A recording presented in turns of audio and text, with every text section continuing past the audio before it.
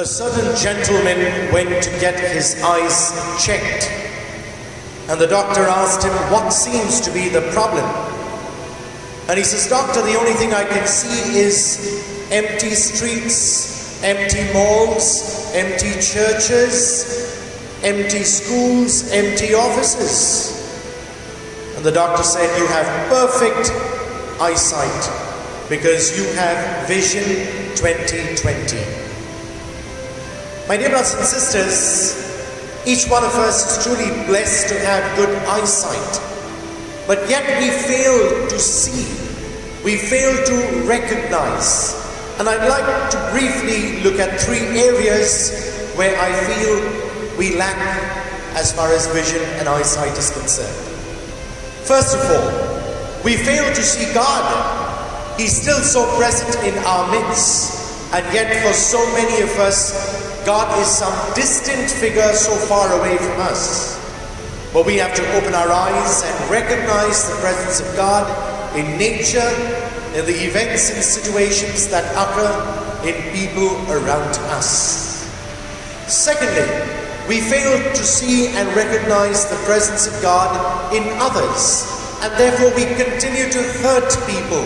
We continue to be rude and harsh to them.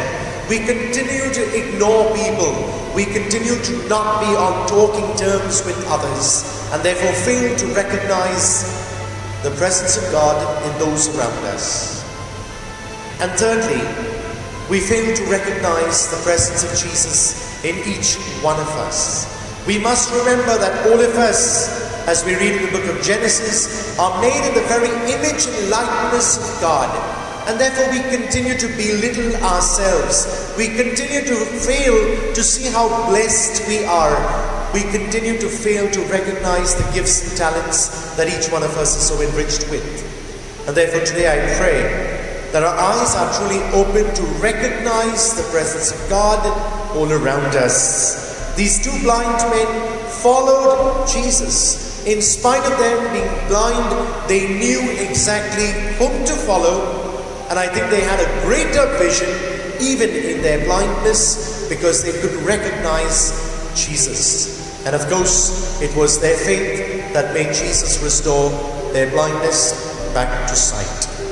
I pray that each one of us truly have that kind of vision to be able to recognize the presence of God in and around us, the situations and events, in people that we encounter, and most importantly, within each one of us.